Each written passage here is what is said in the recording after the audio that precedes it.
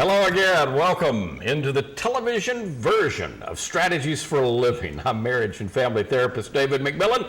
I'm delighted that you've tuned in. Join with me today here on Strategies for Living. Well, we're all about helping us live healthier, happier, more peaceful lives in our bodies, in our minds, in our spirits, in our relationships here in the 21st century. Now, we do that by engaging in important conversations with folks we like to call life strategists. You ever been a life strategist before, Nick Bruin? Probably so. I just didn't know it. You didn't know it, but you can put it on your resume now. Let's welcome Nick LeBrun.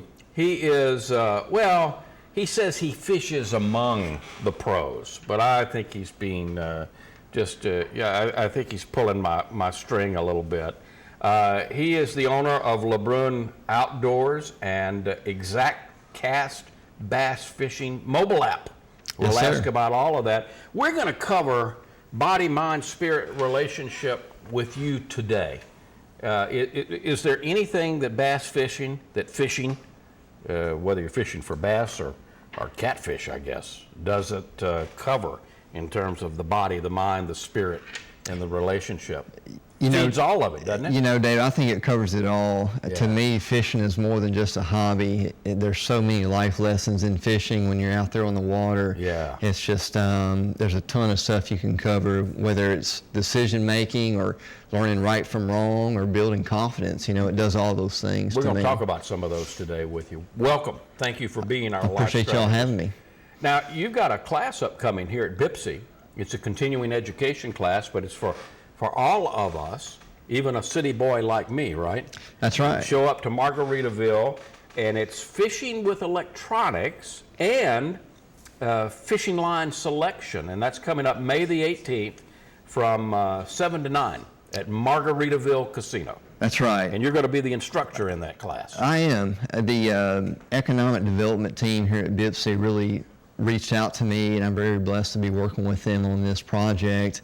We wanted a way just to get more involved in the community and also offer some advice that may appeal to those bass fishing guys or crappie fishing guys. And fishing with electronics can be an awkward subject for some because it's gotten pretty sophisticated. That's right. Today. I'm not a fisherman, but you're going to have to take me by the hand here. That's right. I'm a guy that puts my glove on before I go fishing. Well, hey, there's more than one type of fisherman out there. I take a lot of I'm a city boy, so I take a lot of I don't know what you would call it from my wife, but she says, "Get that glove. You're going to be in this boat with me. Get that glove off of you." So I don't know. But how did you start? How did you start fishing?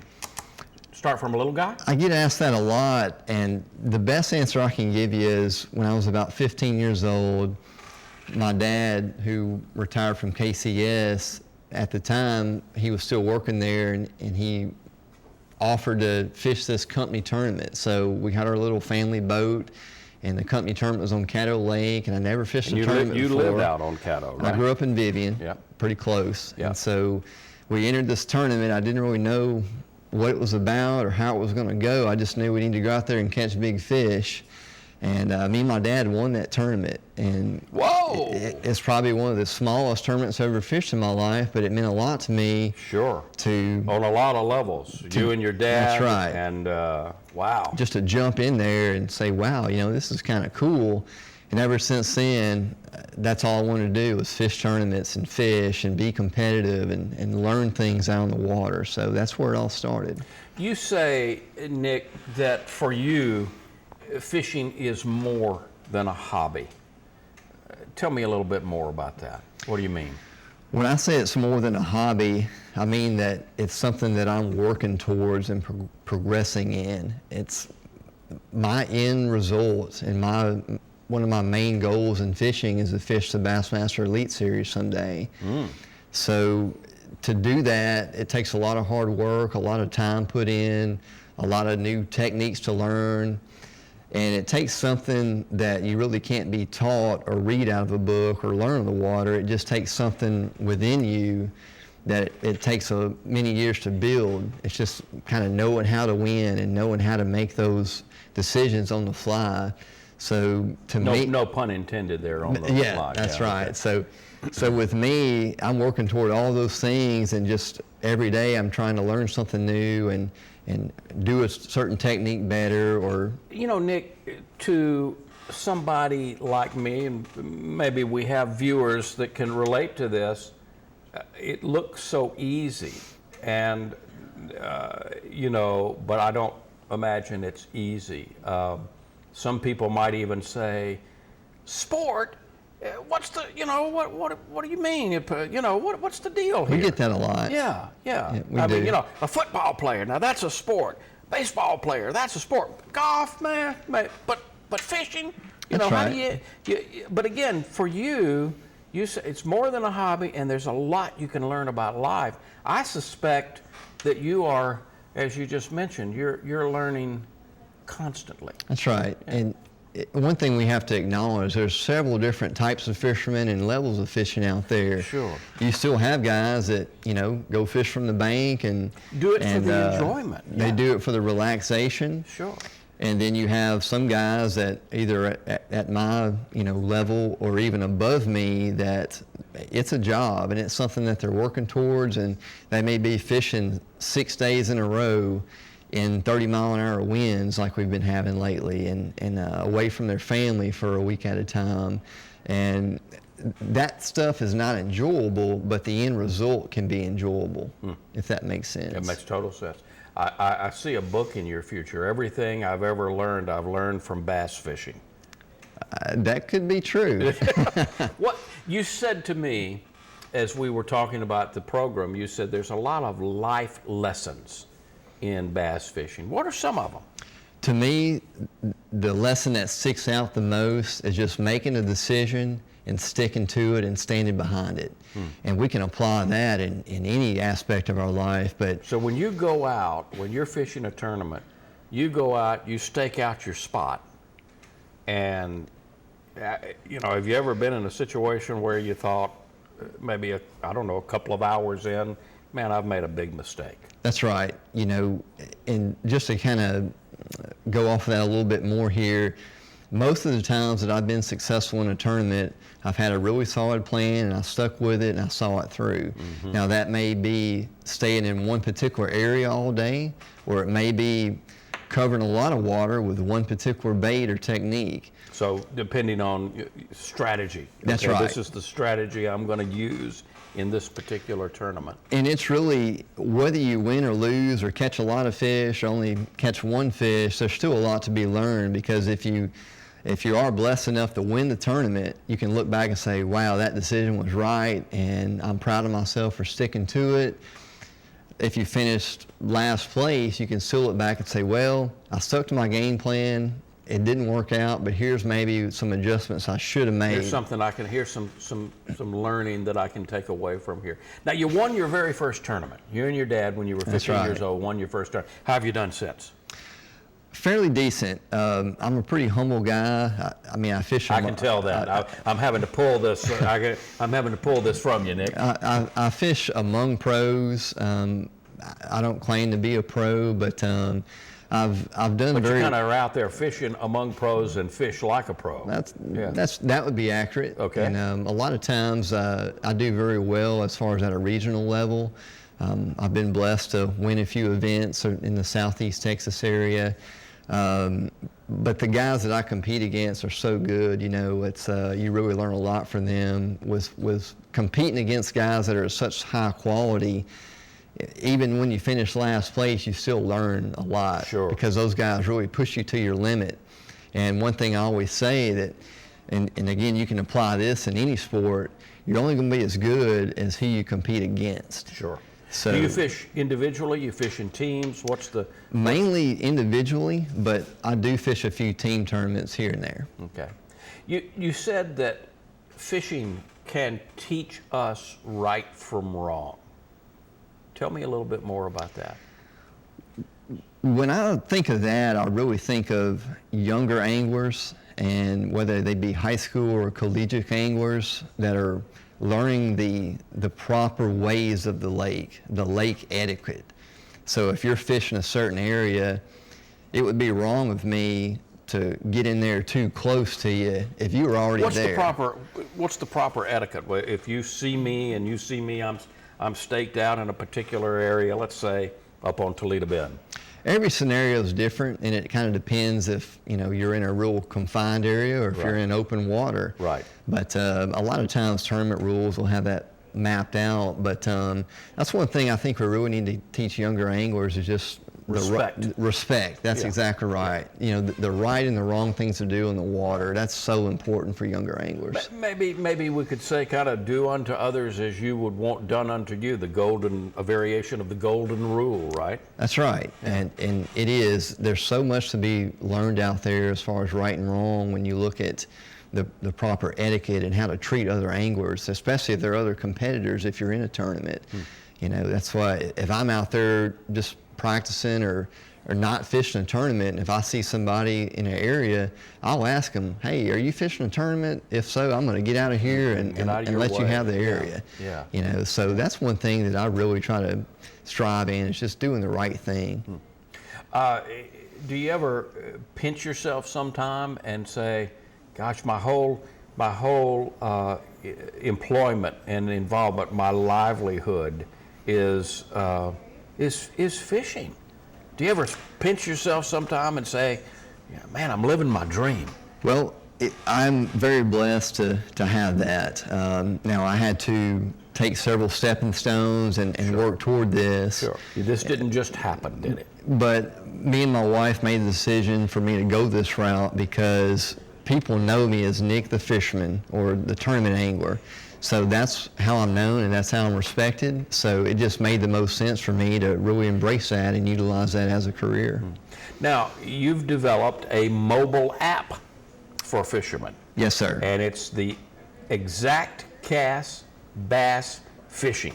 That's correct. What am I correct. going to learn with this app? I can download it to my iPhone or my Android device? Yes, sir. Right now, what is it going to do for me? the main thing you're going to learn is how to build confidence. Because with our electronics and our graphs, we find a good area and we mark a waypoint, and that's going to get us back to that general location, which we do that all the time. But more often than not, we get back to a location we fished previously, and we get to that waypoint and we say, well, where was that bite, or where was that fish on the bed? It may be unclear a day or two later. With the mobile app, just you very simply take a picture of the area, and you can add different icons and different notes to that you can picture. go right back to that exact area. Make the exact cast. Wow. So. Wow. Is this an expensive proposition? Is this going to break the bank? No, it's $19.99. It's a one-time fee. Wow. So if you're a fisherman, look into it. Exact Cast Bass Fishing mobile app. We're talking to Nick LeBrun today. He is a fisherman among pros. We will be back. We'll talk more to him today. He's our life strategist here on Strategies for Living. Stay with us. We'll be right back. Tonight, roughly 50,000 veterans won't have a home to go to or a bed to sleep in. Hi, I'm Jack Black. The men and women who volunteer to serve in our armed forces put their lives on the line to protect us. When they return to civilian life, many of them struggle to support their families. And too many of them come up empty when they look for a job, often ending up on the street. The truth is, this just shouldn't happen. As soldiers, they've received an education far beyond their military training. They learn skills in areas like technology, engineering, and communications. And they embraced character values like leadership and integrity. Those are values that make them an asset to any business that hires them. So if you're a business employer, the Coalition to Salute America's Heroes urges you to hire smart and bet on a vet. It's also a great way to thank them for their service.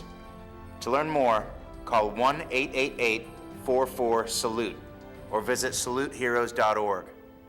Thank you. Have an interest in robotics and learning how things work?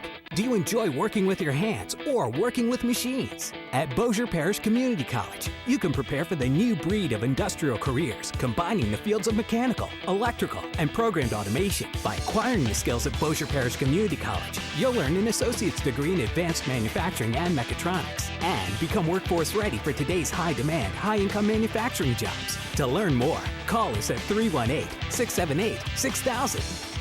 Interested in the world of security and enjoy technology? How about training for a job that combines both? At Bossier Parish Community College, you can begin a career in network security, earn national credentials and certifications, gain valuable internship experience, and train in the fast-growing field of cyber technology. You'll have a support team, small class size, and hands-on learning. At Bossier Parish Community College, we're nationally recognized as a center of academic excellence in information assurance by the Department of Homeland Security and the National Security Agency. To learn more, call us today. Welcome back into Strategies for a Living. You are obviously watching Strategies for a Living, and I appreciate you doing that. I'm marriage and family therapist David McMillan, but I also want you to listen to Strategies for a Living because we started this whole thing 25 years ago on News Radio 710 Keel. We are still there. Sunday mornings, 9:05 to 10. You can tune in, listen to Strategies for a Living on News Radio 710 Keel and 101.7 FM. And you can also hear us at www.strategiesforliving.com, and you can hear us on healthylife.net on Thursdays. We're talking today to our life strategist, Nick LeBrun, who is the owner of LeBrun Outdoors and ExactCast Bass Fishing mobile app. Go check that out if you are into fishing or you want to get into fishing. Sounds to me like you want this mobile app. Okay, so upcoming class, May the 18th. That's right. So just a couple of weeks away, 7 p.m. to 9 p.m. at Margaritaville Casino, and it's part of Bossier Parish Community College continuing education. It's workforce development, under workforce development, and it's fishing with electronics and fishing line selection. Again, you know, I love to go into Bass Pro, Nick. I don't know what I'm looking at when I'm when I'm going through, because I'm not a fisherman, but I love going through there. And one of the things that there are a lot of electronic devices now. I guess my first question is, and I see them. I've paid attention, and I see them cheap, and I see them very, very expensive. Do these things work? Absolutely. Yeah. Now, a lot of times, anglers have to realize you can't go buy this expensive unit and plug it in, and boom, there are the fish. Yeah, you've got to learn Yes, how sir. to use this. It's like any technical device, right? I had to learn to use my iPhone. Anglers still have to spend some time with it and learn the proper settings and learn just what they're looking at. Right. You know, and that's Right. the key thing, is just spending some time with it and getting comfortable. Right. All right. So let me ask a question. Is it really fair for the fish? Am I really giving the fish a sporting chance here? I mean, you know, am I cheating? Absolutely not. Okay, because just because you can identify where the fish are doesn't mean that the fish are going to jump on your line, right? You know, it's still a sport. There are so many different variables and so many different things you have to learn to look at a particular fish on the screen and know that that's probably bass or that's probably catfish. Right. So it still takes a lot of hours of Knowledge. work and knowledge to really get to that point. So it's still very fair, and the fish still have a really good chance at getting away. Trust me. What am I going to learn if I come to the course? And by the way, it is May the 18th, 7 p.m. to 9 p.m. If you're interested, you want to go to the BIPSI website, you want to go to the continuing education section and sign up. It's only $49, so it's a great deal. But there's, I'm sure, limited space available, so go and get signed up. What am I going to learn? I mean, I'm going to assume it's going to be well worth my $49. I believe so. It will. You're going to learn a couple of things and a couple of different applications. With the electronics section, we're going to really just keep it general. And when I say general, I don't mean for a specific Lowrance or Humminbird unit. It's going to be a for general, a specific brand. That's it's going right. to be a 101. It's going to be a universal conversation that you can apply to any unit. Maybe give me a better idea when next time I go into Bass Pro or wherever I shop, I'll know a little bit more about what I'm looking at then. And we're going to talk about the different settings and structure scan, and when I say structure scan, that is left, right, and down view, and a lot of different units have that. How deep do these electronics go, Nick, in terms of how accurate are they to what depth? Well, probably several hundred feet. Wow. Of course, with us freshwater anglers, we're going maybe 30 or 40 foot, Right, and that'd be right, about it. But right. They're very accurate. Wow.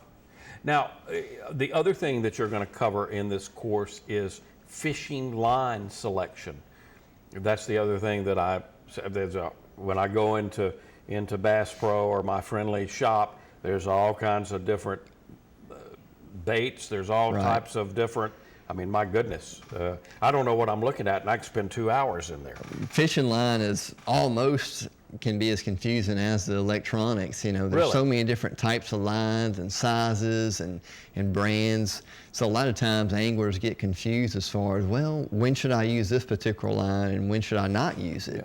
Yeah. And so we're going to go over the difference between braided line, fluorocarbon, and monofilament, and just when to use those applications, and just some different ideas and some logic behind that. And also I want to mention too, I think the highlight of the evening is going to be the review of several different screenshots that are from my personal electronic unit. Really? And just showing people, hey, this is what a school of big bass looks like, and this is what crappie look like. Okay. And here's some different brush piles, and just showing some different views of that. And I think you're going to have a lot of people that have a little light bulb moment go off. Okay, all right. So we were talking in the last segment about this is more than a hobby for you. You talked about some life lessons that we can learn from fishing. You talked about it can teach us right from wrong.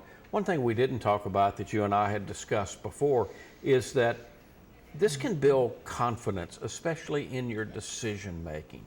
Say a little bit more about that. Well, I think confidence is something we all need to be successful. I do think there's a fine line between being confident And cocky. and overly confident. Right. But with me, when I implement a plan or a strategy in a tournament or on the water, and I see that plan through, and if I'm successful and have a great tournament or a great day on the water, then that instills confidence inside me to know that I did the right thing and what I'm doing is paying off, and just sticking to your guns.